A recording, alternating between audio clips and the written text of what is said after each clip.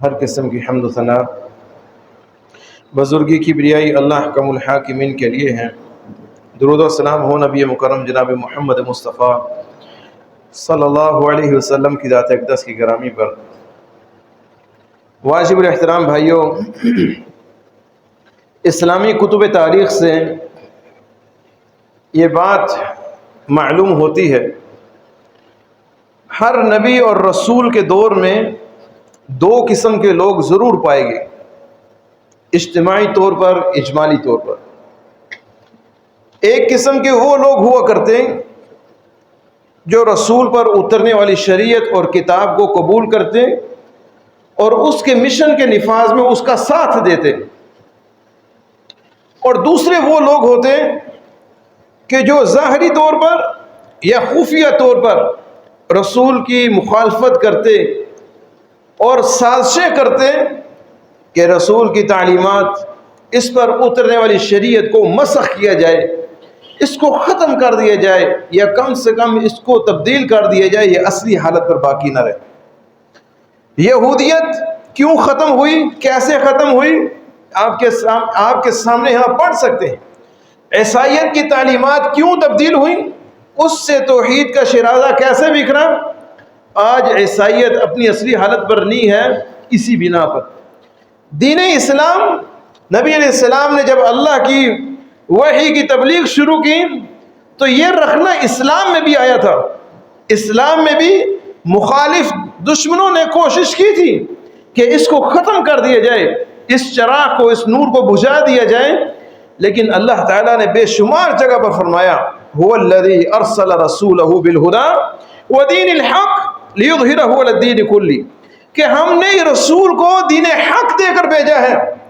اس میں ایک امتیازیت اور خصوصیت یہ ہے، یہ سارے دینوں پر غالب ہوگا، اس کو مغلوبیت نہیں ہے، یہ سب پر غالب ہوگا۔ اگرچہ مشرک لوگ ناپسند کرتے ہوں، اگرچہ کافر ناپسند کرتے ہوں، یہ مغلوب نہیں ہو سکتا۔ کوشش انہوں نے بھی کی ہے، انہوں نے بھی کوئی کسر نہیں چھوڑی، لیکن اللہ تعالیٰ نے فرمایا کہ یہ غالب ہونے کے لیے، مغلوب ہونے کے لیے نہیں۔ الاسلام یعلو ولا یعلی علیہ، اسلام کی فطرت میں قدرت نے ایسی لچک دی ہے کہ اس کو جتنا تم دباؤ گے یہ اتنا ہی ابھرے گا۔ فرمایا اسلام آیا ہے بلند ہونے کے لیے، غالب ہونے کے لیے، مغلوب ہونے کے لیے نہیں۔ چونکہ نبی علیہ السلام کا دور ایسا دور تھا کہ اور میں خیر القرون قرنی، کہ دنیا میں جتنے بھی دور گزرے ہیں سب سے بہترین دور میرا ہے۔ اس دور کے اندر اس دنیا کے سب سے عظیم لوگ ہیں، میرا دور ہے۔ پھر میرے پاس جو صحابہ کا دور ہوگا، وہ تابعین کا دور، یہ سارے خیر القرون ہیں۔ چونکہ نبی علیہ السلام کے دور میں کوئی فرقہ پرستی کی کوئی روایت نہیں تھی، کوئی فرقہ کوئی لفظ نہیں تھا، لوگ ایسے مختلف بٹے ہوئے نہیں تھے۔ لیکن آپ کے جانے کے بعد ہمیں سب کو معلوم ہے کچھ نہ کچھ اختلافات ہوئے، انتزاعات ہوئے آپس میں، اتنے اختلافات عروج پر گئے کہ جنگیں ہوئیں آپس میں، لوگ بکھر گئے، شرازہ بکھر گیا، مسلمان تفرقوں میں بٹ گئے۔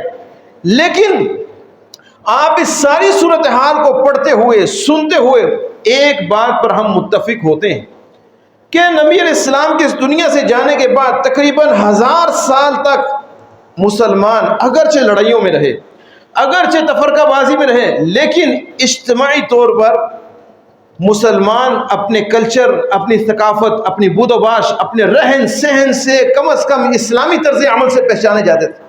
اگرچہ نظریات مختلف تھے، مختلف فرقوں میں بٹ گئے، مختلف گروہوں میں بٹ گئے، جو کچھ ہوا، لیکن لوگوں کو یہ 1000 سال تک دیکھا گیا تقریباً کہ لوگ اسلامی ثقافت پر قائم تھے، اسلامی بود و باش، رہن سہن اسلامی، لوگ روایت پسندی کو پسند کرتے تھے۔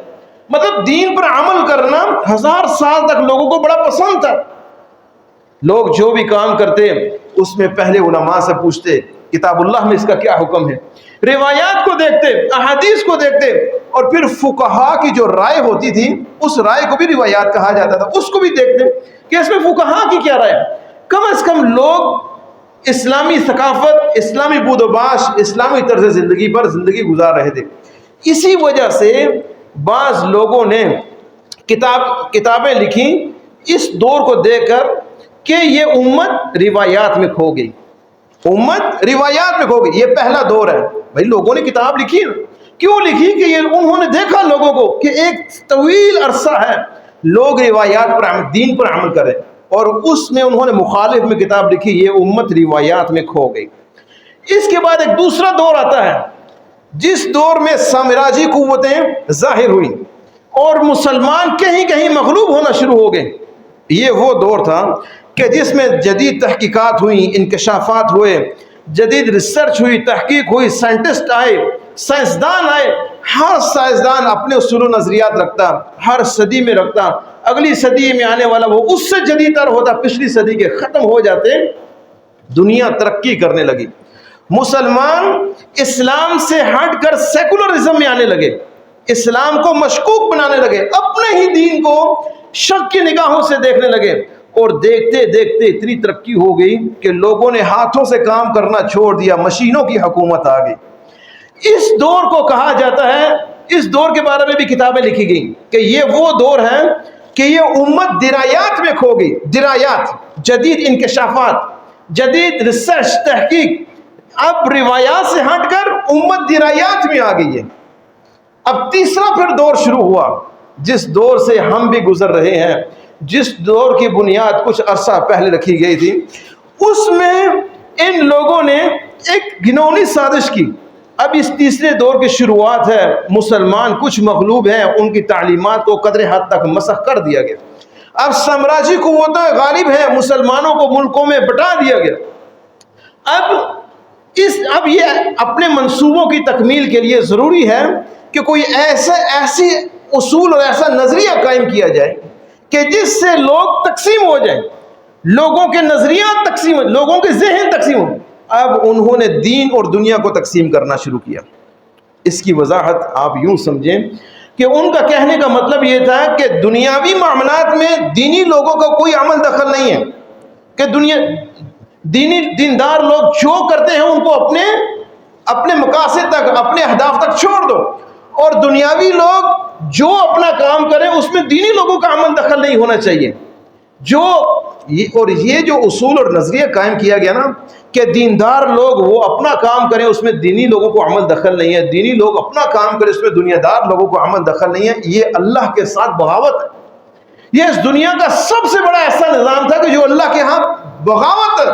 مطلب اللہ تعالیٰ نے جیسے کہا نا کہ یؤمن ببعض ویکفر ببعض، کہ کافر لوگ، یہودی اور عیسائی، ان کا تو طریقہ ہی ہے کہ وہ دین کے آدھے حصے پر ایمان رکھتے ہیں اور آدھے حصے پر وہ کفر کرتے ہیں۔ جو دین، جہاں ان کو دین ضرورت ہوتا ہے وہاں وہ دین پر عمل کرتے ہیں، وہ دینی اعتبار، وہ دینی ایکسپٹ کرتے ہیں، لیکن دنیاوی معاملات میں وہ دین کو قبول نہیں کرتے۔ وہ کہتے ہیں یہ دنیاوی معاملات ہم اپنی مرضی سے چلائیں گے۔ تو یہ اصول اور نظریہ قائم کیا گیا، اور اس نظریے کو قائم کرنے کے لیے وہ مسلمانوں کو بھی نشان۔ آپ کو معلوم ہے کہ پہلے اسلامی حکومت، اسلامی مملکت کے جو احکامات، جو آرڈیننس، جو فیصلے ہوا کرتے وہ کہاں سے ہوتے تھے؟ مصلی پر کھڑے ہونے والا شخص کرتا تھا، منبر پر کھڑے ہونے والا شخص کرتا تھا، اور مصلی اور منبر پر کھڑے ہونے والے شخص کوئی معمولی نہیں ہوتے تھے۔ مصلی کس کے سپرد ہوتا؟ گورنر کے، کمانڈر کے، جرنیل کے، امیر المومنین کے۔ یہ بڑی بڑی شخصیات مصلی پر کھڑی ہوتی ہیں اور منبر پر کھڑی ہوتی ہیں، اور اسلامی مملکت کے اصول ضابطے قائم ہوتے، یہاں سے تحریریں جاتی، یہاں سے آرڈر جاتا۔ یہ لوگ اگر مصلی پر، منبر پر کوئی غیر آدمی، معمولی آدمی اگر آ جاتا اس کو باغی تصور کیا جاتا۔ وقت نہیں ہے اس کی مثالیں دینے کا۔ منبر پر کھڑے ہونے والے یہ اتنے مقدس جگہ تھیں کہ ان پر کھڑے ہونے والے لوگوں کو جو اسلام نے جن کا انتخاب کیا وہ کمانڈر لوگ تھے، جرنیل لوگ تھے، وہ امیر المومنین تھے، وہ بڑے بڑے عہدوں پر بیٹھے والے لوگ، معمولی لوگوں کو اجازت نہیں تھی۔ اسی طرح عیسائی دنیا کے جو احکامات جاتے تھے وہ چرچ سے جاتے تھے، پوپ فادر سے جاتے تھے، وہ لوگ جو احکامات دیتے اس پر ہی عمل۔ ان لوگوں کی ایک سازش تھی کہ اس سازش کے اندر اگر ہم نے ان مذہبی لوگوں کو انوالو کیا تو ہم کامیاب نہیں ہو سکتے۔ سازش کیا تھی؟ مثال کے طور پر ٹیکس، ناجائز ٹیکس ہر شریعت میں برا سمجھا گیا، اسلام میں بھی برا سمجھا گیا، لیکن بادشاہ پھر بھی کسی نہ کسی طریقے سے لیتے رہے۔ اب ان لوگوں کا منصوبہ تھا کہ ہمارے ملکوں کی معیشت جو ہے، سرمایہ کاری جو ہے وہ سود پر ہونی چاہیے، اور دوسرا سسٹم یہ ہے کہ لوگوں کا پیسہ ان کے پاس نہیں ہونا چاہیے، وہ حکومت کی تحویل اور حفاظت میں ہونا چاہیے۔ اس کے لیے کوئی ایسی سازش تیار کی جائے کہ جس میں دیندار لوگ الگ ہو جائیں، دنیا دار الگ ہو جائیں۔ چنانچہ وہ اپنی سازش میں کامیاب ہو گئے۔ انہوں نے چرچ کو الگ کر دیا اپنی اس سازش کے لیے، اپنے ملک کی معیشت کو سود پر چلانے کے لیے، لوگوں کے پیسے کو اپنی حفاظت تحویل میں رکھنے کے لیے۔ لوگ کنگال رہے، حکومت پاور سپر پاور رہے، وہ اس سازش میں کامیاب ہو گئے۔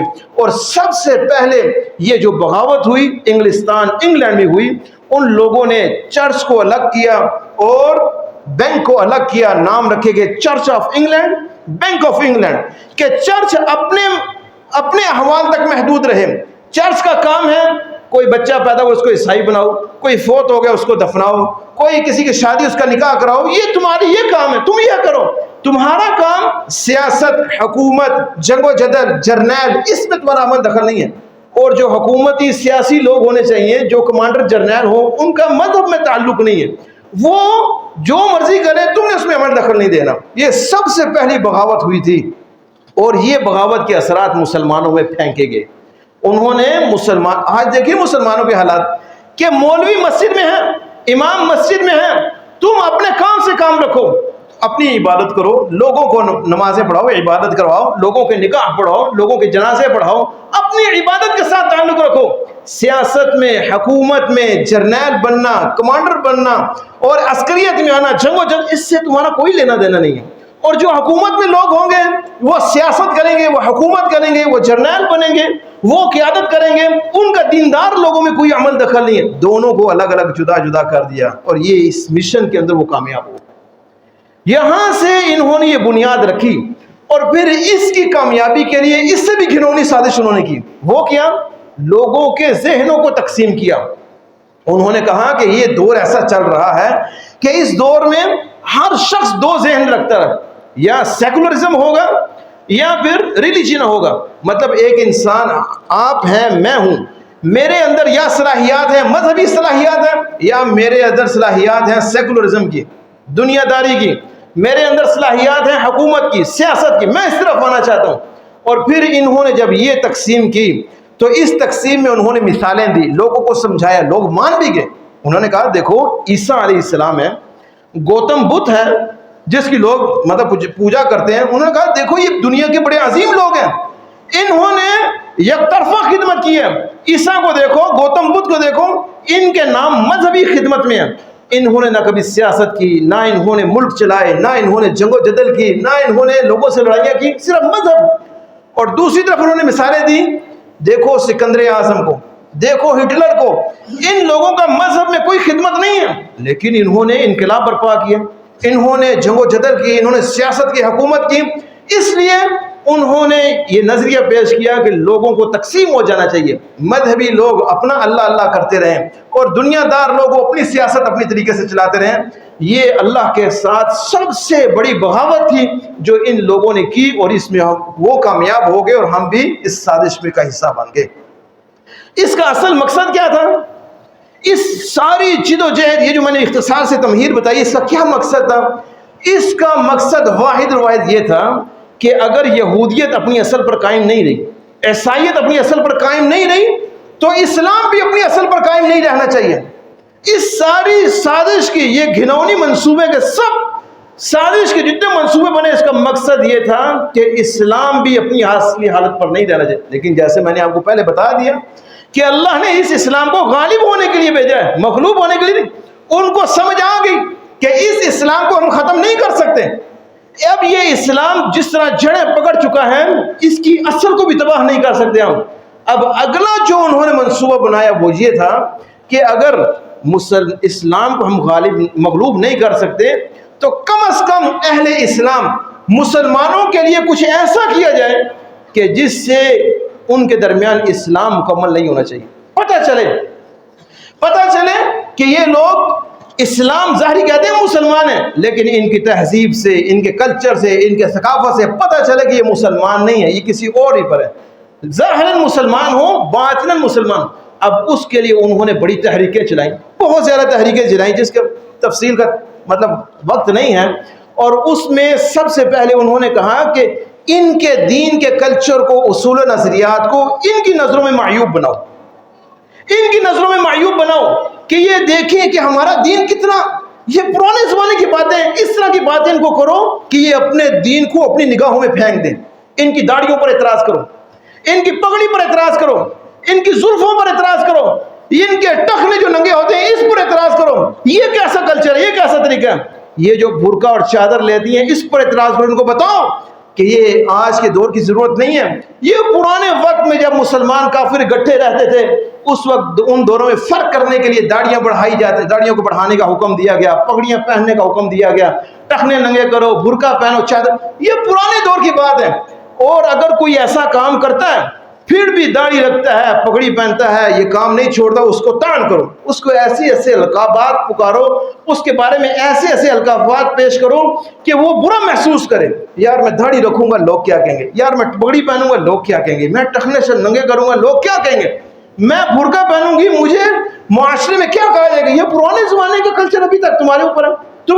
تو ایسے جب لوگوں کی ذہن سازی کی گئی، اب لوگ ماڈرنائزیشن میں آ گئے، اب سمجھتے ہیں، لوگ سمجھتے ہیں کہ وہ قدیمیت تھی، وہ پرانے جو سلسلہ، وہ دقیانوسیت ہے، وہ تنگ نظری ہے۔ جدت کیا ہے، جدیدیت کیا ہے؟ صبح صبح روزانہ اٹھ کر کلین شیو کرو، یہ جدیدیت ہے۔ صبح اپنے بالوں کو سنت رسول کے مطابق نہیں، آپ حجام کی دکان پر جائیں، 12 قسم کی کٹنگ لکھی وہاں پر آپ کو نظر آئے گی، کس طریقے سے آپ اپنا ہیئر سٹائل کروانا چاہتے ہیں، داڑھیوں کے ہیئر سٹائل بناؤ، مذاق بنا دو دین کا، پگڑیوں کو اچھالو، عزتوں کو اچھالو، اور پھر برقع اتروا دو۔ اس سے میڈیکل سسٹم کے اندر آپ یونیورسٹی پڑھیں گے لیکن آپ کو یہاں برقع پہننے کی اجازت نہیں ہے۔ ہمارے اس بینک سسٹم میں آپ آئیں گے لیکن آپ کو شلوار قمیض پہننے کی اجازت نہیں ہے، آپ پینٹ کوٹ پہن کر آئیں گے، آپ آئیں گے آپ کلین شیو سے آئیں گے۔ اس طرح کے نظریات ہمارے مسلمانوں نے پیش کر دی۔ اب دین پر عمل کرنا مسلمانوں کے لیے مسلمانوں نے تنگ کر دیا، ہمارے لیے تنگی ہو گئی۔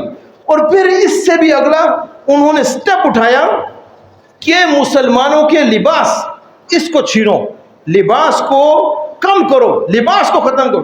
اب میں آپ کو کچھ چیزیں میں آپ کے سامنے ذکر کرتا ہوں کہ اسلام میں پورے کے پورے داخل ہم کیوں نہیں ہو سکتے، ہمارے سامنے کیا رکاوٹیں ہیں، یہ بھی ایک بڑا اہم موضوع ہے۔ آخر کچھ اسباب ہوں گے، کچھ ایسی چیزیں ہوں گی جو رسول اللہ نے بتائی ہیں، جو اللہ تعالیٰ نے بتائی ہیں کہ اگر یہ چیزیں تم فالو کرو گے، ان چیزوں پر چلو گے یا ان جگہوں پر جاؤ گے تو تم دین میں کامل داخل نہیں ہو سکتے۔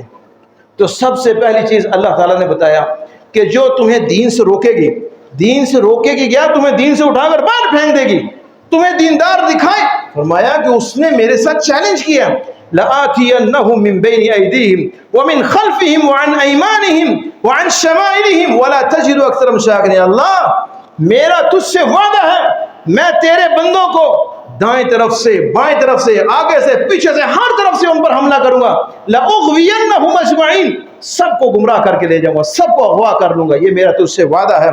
اب یہ اللہ تعالیٰ نے بتایا کہ وَمَن يَتَّبِعْ خُطُوَاتِ الشَّيْطَانِ، دنیا کے اندر جو شیطانی راستوں پر چلے گا شیطان اس کو اغوا کر لے گا۔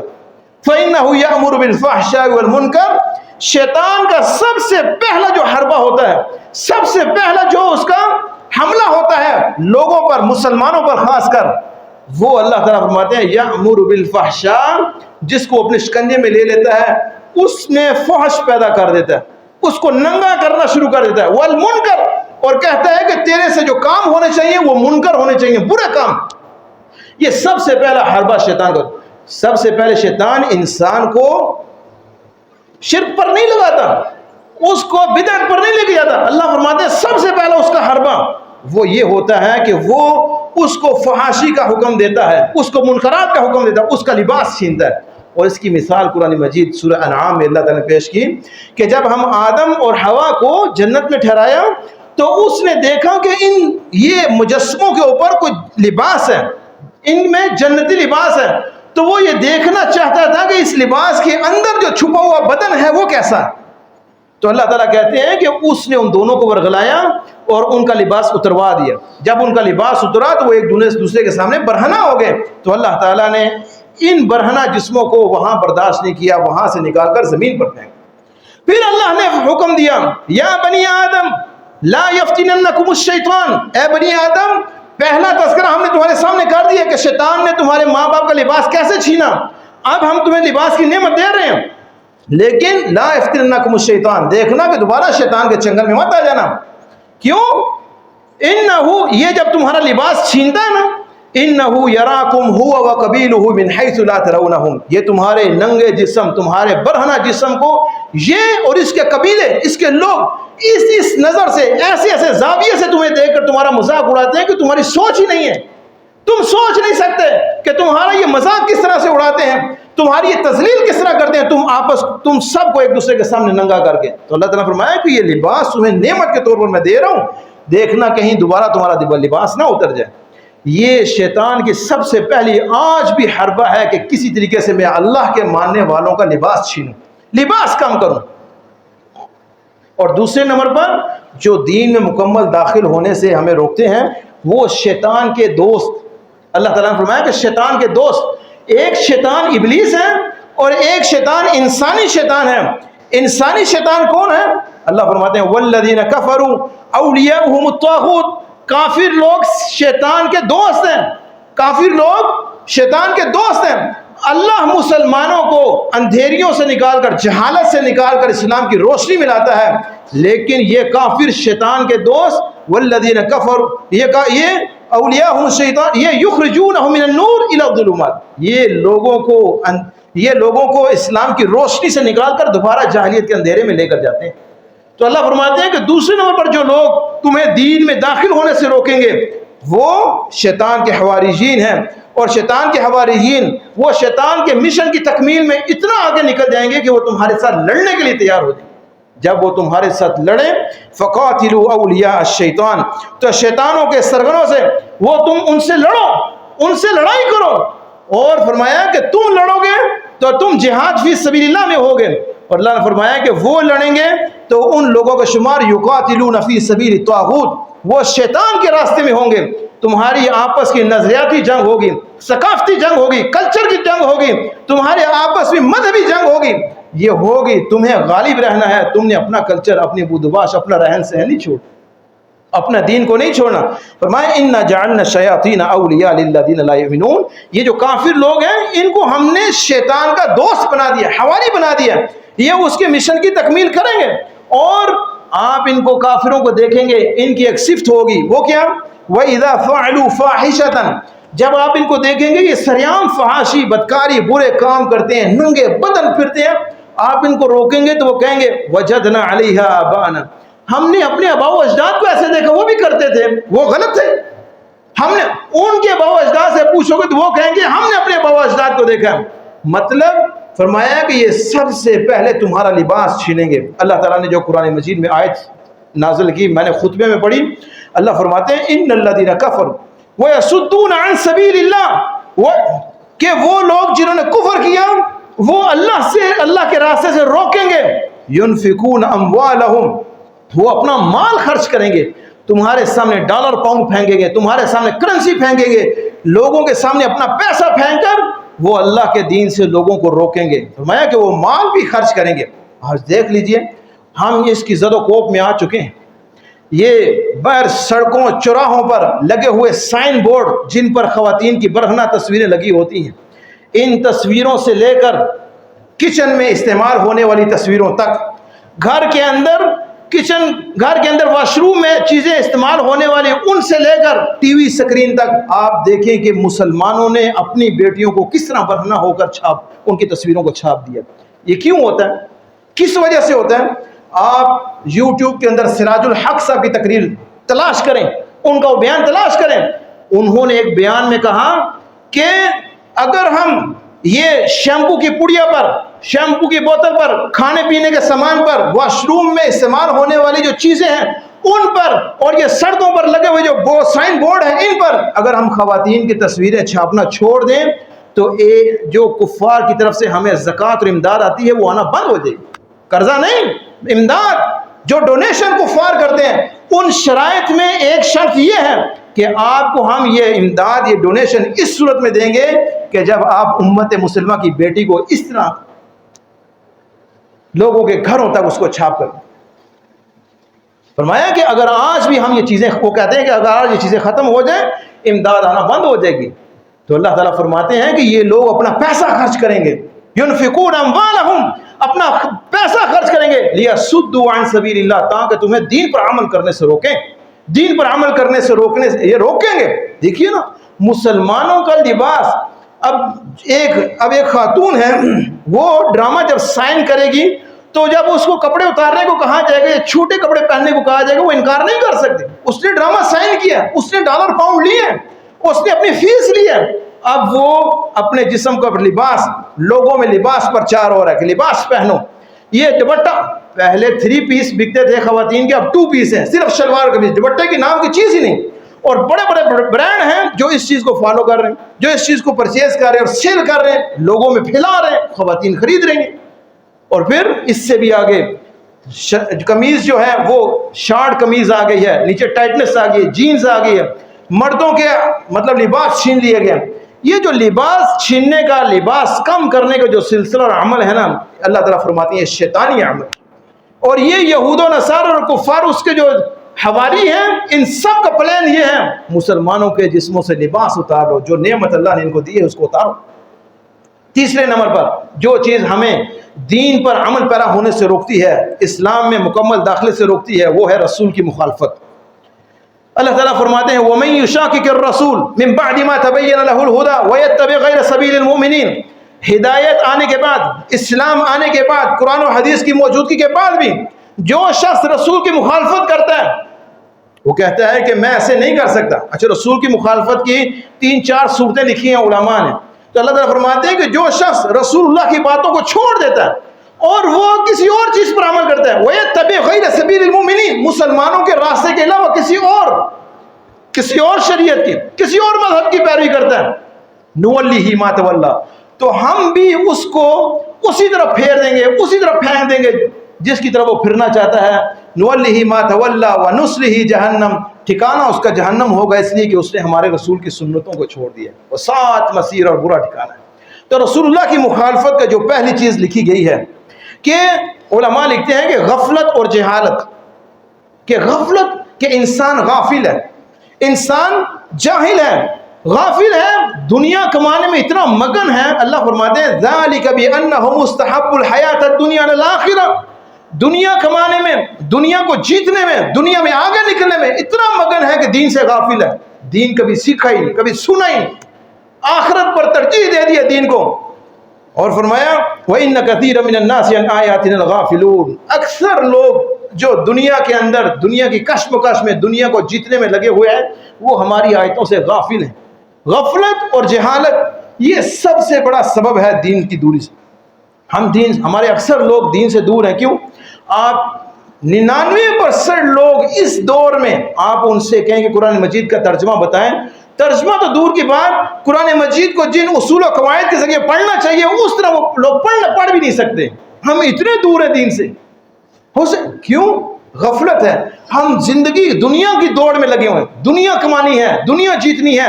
آخرت جو اصل حقیقی اور دائمی اور لمبی زندگی ہے اس کی جیت کا کوئی خیال نہیں ہے. اور جہالت یہ اس قدر بڑی عظیمت ہے، اس قدر بڑی چیز ہے کہ فرمایا کہ یہ لوگوں کو نہ صرف دین سے دور کرتی ہے بلکہ دیندار لوگوں سے جدا بھی کر دیتی ہے، دین کو 2 ٹکڑوں میں تقسیم کر دیتی ہے. اور پھر جہالت ہی وہ چیز ہے، غفلت ہی وہ چیز ہے کہ جس کے بارے میں علماء نے لکھا کہ نبی علیہ السلام نے فرمایا کہ ایک وقت ایسا آئے گا کہ جب دجال ظاہر ہوگا اور دجال کے ماننے والوں میں مسلمان 99% ہوں گے، 1% لوگ محفوظ رہیں گے. یہ کون لوگ ہوں گے؟ جو دین سے غافل اور دین سے جاہل ہیں. یہ فرماتے ہیں کہ شیطان کے پنجرے میں، شیطان کے شکنجے میں سب سے پہلے بڑی آسانی سے وہ لوگ آتے ہیں جو دین سے دور ہوتے ہیں، غافل ہوتے ہیں، جو دین سے جاہل ہوتے ہیں، ان کو دین کا علم ہی نہیں ہوتا. شیطان بڑے طریقے سے ان پر حملہ کر لیتا ہے. اور جب دجال ان کو اپنے کرتب دکھائے گا، ان کو اپنا فن دکھائے گا، ایک ہاتھ میں روٹی پانی ہے، ایک ہاتھ میں زندگی موت ہے، ایک ہاتھ میں پیسہ ہے. یہ جب کرتب ان کو دکھائے گا نا، کسی کو مار کر زندہ کرنا، جب یہ چمتکار دکھائے گا تو ان کے پیچھے علماء کہتے ہیں وہی لوگ ہوں گے جو آج پاکستان میں بھی کسی گھر کے اندر کوئی ٹماٹر کٹتا ہے، اللہ کا نام لکھا نظر آتا ہے تو وہاں زیارت کے لیے پہنچ جاتے ہیں. کسی بکرے کے چمڑے پر یا کسی گائے کے چمڑے کے اوپر اللہ کا لفظ ایسے اتفاق سے لکھا جاتا ہے تو لوگ زیارتیں کرنے کے لیے کوسوں دور سفر کرنے کے لیے جاتے ہیں. کسی جگہ پر ایسے نشان نظر آئے کہ جو جوتی کا نال کا نشان بنا تو لوگ اس کو زیارت کرنے کے لیے کوسوں دور چلے جاتے ہیں. یہ اس طرح چمتکار کے پیچھے بھاگنے والے لوگ، جب دجال ان کو اپنا چمتکار دکھائے گا تو لوگ اس کے پیچھے بھی بھاگیں گے. رسول اللہ نے فرمایا کہ 99% مسلمان اس کے ساتھ ہو جائیں گے. یہ کون لوگ ہوں گے؟ دین سے غافل لوگ، دین سے جاہل لوگ. اسی لیے نبی علیہ السلام فرمایا کہ انبیاء کے اندر نوح علیہ السلام کے دور سے ہر نبی نے اپنی امت کو تلقین کی ہے کہ اپنی دعاؤں میں دجال کی پناہ، اللہ کی پناہ مانگا، اللہ کی پناہ میں آیا کرو دجال سے، اللہ سے دعا کیا کرو کہ اللہ دجال کے فتنے سے ہمیں بچانا. نبی علیہ السلام نے اپنی امت کو بھی تلقین کی کہ تشہد میں تم دعا مانگا کرو کہ اللہ ہمیں دجال کے فتنے سے محفوظ رکھنا. یہ دنیا کا سب سے بڑا فتنہ ہے. جو اس فتنے میں آ گیا اس کا سارا ایمان ضائع ہو جائے گا، جس کا ایمان ضائع ہو گیا اس کا سب کچھ غلط ہو جائے گا. دوسرے نمبر پر رسول کی مخالفت کیسی ہے؟ آبا پرستی. اللہ تعالیٰ قرآن مجید میں 4 جگہ فرماتے ہیں کہ جب لوگوں کو کہا جاتا ہے نا وَإِذَا قِيلَ لَهُمْ تَعَالَوْا إِلَىٰ مَا أَنزَلَ اللَّهُ إِلَى الرَّسُولِ، جب لوگوں کو کہا جاتا ہے کہ اللہ کے دین کی طرف آؤ، اللہ کی شریعت کی طرف آؤ، قرآن یہ کہتا ہے تم یہ غلطی کر رہے ہو، تو لوگ اکثر لوگ اللہ فرماتے ہیں لوگ کہیں گے حسبنا ما وجدنا علیہ آباءنا، بھائی جس طریقے پر ہم نے اپنے باپ دادا کو پایا ہے یا جیسے ہمیں باپ دادا چھوڑ کر گئے ہم اسی طریقے پر رہیں گے، ہم نہیں چھوڑ سکتے، ہم نہیں چھوڑ سکتے.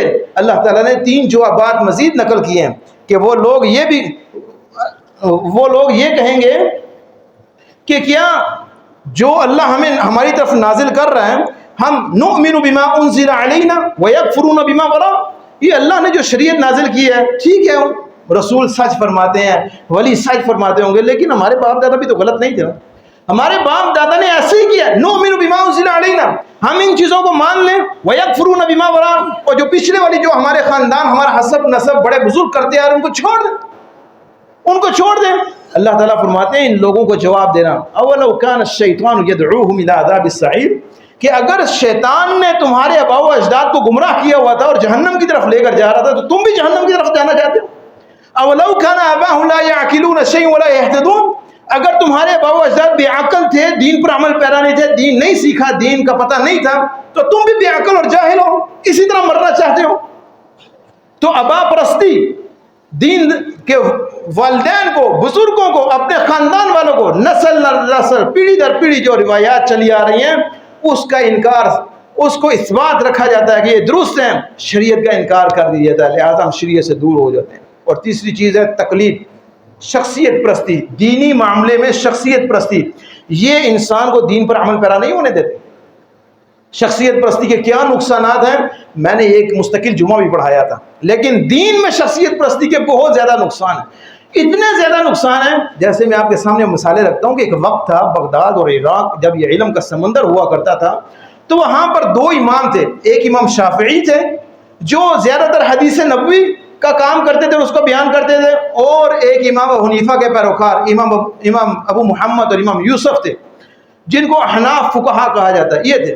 ان لوگوں کے اندر اتنی تعصب اور اتنی چپکلش اور اتنی شخصیت پرستی کی وجہ سے اتنا نقصان ہوا لوگوں کا کہ کتابوں میں آج بھی تحریریں ذکر ہیں، آج بھی کتابوں کے اندر لکھا ہوا ہے کہ شخصیت پرستی کی وجہ سے، تقلید کی وجہ سے لوگ اس وقت لوگوں نے فتویٰ دینا شروع کیا جو شخص صحیح بخاری کو پڑھے گا وہ زندیق ہو جائے گا. حدیث کی کتاب جو اصح الکتب ہے، جو اس کو پڑھے گا وہ زندیق ہو جائے گا. اور پھر بعض لوگوں نے یہاں تک لکھا کہ ہمارے مذہب میں ہمارے فقہا نے ابو ہریرہ رضی اللہ عنہ کو اس مسئلے میں چھوڑ دیا ہے، لہذا ہم بھی امام حضرت ابو ہریرہ کو چھوڑ دیتے ہیں. غیر مقبول الحدیث، ابو ہریرہ کی جتنی بھی حدیثیں آتی ہیں ہم قبول نہیں کریں گے، اس لیے کہ وہ ہمارے ہاں فقیہ نہیں ہیں، وہ ہمارے اصول و نظریات پر پورے نہیں اترے ہیں. مطلب شخصیت پرستی، کسی ایک امام کی محبت میں اس قدر غلو کہ صحابہ اکرام کے بارے میں کلام کرنے تک آگے دین لینے میں کہ ہم اس صحابی سے دین بھی نہیں لیں گے. اور بعض لوگ ایسے تھے کہ محمد بن موسیٰ وہ کہا کرتا تھا کہ اگر مجھے اللہ اختیار دے دے تو میں جتنے بھی یہ شافعی لوگ حدیثیں بیان کرتے ہیں نا میں ان کو کافر دے کر اگر ان سے جزیہ وصول کروں. اس قدر. اور پھر اس تعصب کی وجہ سے ان میں جنگیں ہوئیں، بازار بند ہوئے، دکانیں لوٹیں گئی، پورے کے پورے محلے جلا دیے گئے. کس وجہ سے؟ صرف اس وجہ سے میرے امام صاحب کہتے ہیں کہ نماز میں آمین کہنی ہے، وہ کہتا ہے کہ آمین نہیں کہنی۔ میرے امام کہتے ہیں نماز میں سورہ فاتحہ پڑھنی ہے، دوسرے امام کہتے ہیں کہ مجھے نہیں حدیث ملی نہیں پڑھنی۔ میرے امام کہتے ہیں کہ نماز میں رفع الدین کرنا ہے، اس امام کہتے ہیں نماز میں رفع الدین نہیں۔ یہ چھوٹے چھوٹے مسئلوں کو اتنا ہائی لائٹ کیا گیا، اتنا آگے لے جایا گیا کہ دونوں گروپ آپس میں لڑ پڑے، اور اتنا لڑے کہ جنگیں ہوگی، لوگ مارے گئے، خواتین کو جلایا گیا، گھروں کو جلایا گیا، دکانیں لوٹ لی گئیں۔ یہ کس کا نقصان ہوا؟ دیندار لوگوں کا، مسلمانوں کا نقصان ہوا۔ کس وجہ سے؟ شخصیت پرستی، کسی ایک امام۔ میں تو یہ بھی کہا کرتا ہوں، آپ دوست ہیں، سب بھائی ہیں میرے، میں اکثر لوگوں سے کہا کرتا ہوں کہ جمعہ ایک کسی مستقل ایک خطیب کے پیچھے بھی نہ پڑھا کریں۔ آپ لوگ یہاں جمعہ پڑھتے ہیں نا، میں کہتا ہوں ایک خطیب کے پیچھے، کبھی کبھی کسی دوسرے امام اور خطیب کے پیچھے جایا کریں کہ وہ کیا کہتا ہے۔ ایک مسئلے میں ہو سکتا ہے کہ میں مسئلہ بیان کروں، میں سخت مسئلہ بیان کر رہا ہوں، آپ دوسرے کسی امام کے پاس جائیں، وہ آپ کو متساہل بتا دیں نہیں اس میں بھائی یہ بھی گنجائش موجود ہے۔ وہ بڑا سخت مسئلہ بیان کر رہا ہے، آپ میرے پاس آئیں، میں آپ کو کہوں نہیں یار یہ بھی حدیث موجود ہے، یہ بھی بڑا تساہل ہے، یہ راستہ موجود ہے۔ تو اس طرح آپ کے علم میں اضافہ ہوگا۔ اگر آپ میرے پیچھے ہی پڑھیں گے یا کسی ایک امام کے پیچھے مستقل پڑھیں گے، آپ ایک ہی آپ کی بات ہوگی، نہیں جی میرے امام یہ کہتے ہیں، ہمارے خطیب صاحب یہ کہتے ہیں، بڑا علم ہے، بڑا فضل ہے، اللہ نے بڑی عزت دی ہے، وہ تو غلط ہو ہی نہیں سکتے۔ نہیں، وہ نبی نہیں ہے جو غلط نہیں ہو سکتا، وہ امتی ہے، انسان ہے، انسان سے غلطی ہو سکتی ہے۔ یہی چیزیں ہیں جو آج بھی مسلمانوں کو ایک دوسرے کی مسجدوں میں جانے سے روکے ہوئے ہیں۔ ہماری مسجدوں میں دوسرے لوگ نہیں آتے، آپ دوسری مسجد میں جائیں وہ آپ کو نہیں جانے دیں گے، کیوں؟ یہی وجہ ہے کہ نہیں تمہاری نماز ہماری مسجد میں نہیں ہوگی، میری نماز تمہاری مسجد میں نہیں ہوگی، کیوں نہیں ہوگی؟ یہ اس وجہ سے، یہ جو ابھی تک یہ شخصیت پرستی کا تعصب چلا رہا ہے نا ہمارے درمیان، یہ اس وجہ سے۔ اور چوتھے نمبر پر جو رسول اللہ کی مخالفت ہے وہ یہ ہے کہ کوئی شخص دین پر عمل کرنا چاہتا ہے لیکن وہ معاشرے، سوسائٹی اور خاندان کی وجہ سے نہیں کر سکتا۔ لوگ کیا کہیں گے کہ اگر میں نے کر دیا، لوگ کہیں گے کہ یار تیرے پاس اتنا بھی نہیں تھا کہ تو یہ کام کرتا۔ مطلب لوگوں کی باتوں سے، خاندان والوں کی باتوں سے بچنے کے لیے، بڑوں کی باتوں سے بچنے کے لیے دین پر عمل کرنا چاہتا ہے لیکن نہیں کر سکتا، باتوں سے ڈر لگتا ہے، خاندان کیا کہے گا۔ نبی رسول نے فرمایا کہ یاتی علی امتی زمان، میری امت پر ایک ایسا وقت آئے گا، القابض علی دینہ کالقابض علی جمرۃ من النار، کہ ایک شخص دین پر عمل کرنا، اس کے لیے دین پر عمل کرنا اتنا مشکل ہو جائے گا کہ جتنا مشکل کسی انسان کو اپنے ہاتھ میں بھڑکتا ہوا انگارہ اٹھانا ہوتا ہے، ایک انسان کو جتنی تکلیف ہاتھ پر انگارہ، بھڑکتا ہوا انگارہ اٹھانے میں ہوتی ہے نا، اتنی تکلیف اس کو بھی ہوگی کہ وہ دین پر عمل کرنا چاہتا ہے لیکن لوگ اس میں رکاوٹ ہیں، لوگ مانے نہیں کر سکتے۔ ہم یہ کام کرنا چاہتے ہیں لیکن لوگ کہیں گے کہ نہیں، میں یہ رسم نہیں کرنا چاہتا لیکن لوگوں کی وجہ مجبوراً کر رہا ہوں، میں یہ کام کرنا چاہتا تھا لیکن لوگوں نے منع کر دیا کہ ایسا نہیں کرنا، اگر ایسا کیا تو ہم شریک نہیں ہوں گے۔ تو اللہ نبی صلی اللہ علیہ وسلم فرمایا کہ لا طاعۃ لمخلوق فی معصیۃ الخالق، ان لوگوں کے لیے نسخہ یہ ہے کہ اللہ کو راضی کر لینا، لوگوں کو ناراض کر دینا، تم کامیاب ہو جاؤ گے۔ ایسا مت سمجھنا کہ لوگ اللہ کی فرما برداری کرتے ہوئے لوگ ناراض ہو گئے تو اللہ بھی سوال کرے گا، اللہ سوال نہیں کرے گا۔ آپ اللہ کی فرما برداری کر رہے ہیں، لوگ ناراض ہوتے ہیں اس وجہ سے تو چھوڑ دیں، اللہ کی اطاعت کریں، مخلوق کی نافرمانی کر دیں۔ اگر مخلوق کی اطاعت کریں گے، اللہ کی نافرمانی کریں گے تو یہ اللہ کے ہاں انصاف نہیں۔ دین پر عمل پیرا ہونے کے لیے اور بھی بہت سی چیزیں ہیں، میں انشاءاللہ اس کو کنٹینیو رکھوں گا، اور خاص کر جو اگلا میرا مضمون ہوگا وہ یہ ہے کہ کم علم، کم فہم، غیر تربیت یافتہ جو اسلامی اسکالرز آج کل نئے آ رہے ہیں نا، جن سے لوگ دین سیکھ رہے ہیں، جن کو دین کی شرح ہی معلوم نہیں، جن کو دین کی حقانیت ہی معلوم نہیں، جن کے پاس سے دین گزرا ہی نہیں، لوگوں کو دین سکھا رہے ہیں تعویلات کر کے، نہیں اس میں یہ نہیں، یہ تعویل ہو سکتی ہے، یہ تعویل بڑی اچھی لگتی، اس طرح دین سکھا رہے ہیں۔ ان لوگوں نے لوگوں کو دین سے بڑا دور کر دیا، ہم ان سے دین سے کیسے دور ہو گئے ہیں، یہ ٹاپک انشاءاللہ اگلے جمعے ہوگا۔ اللہ تعالیٰ سے دعا کہ اللہ تعالیٰ کتاب و سنت کو سمجھ کر عمل کرنے کی توفیق عطا فرمائے۔ وما علینا الا البلاغ۔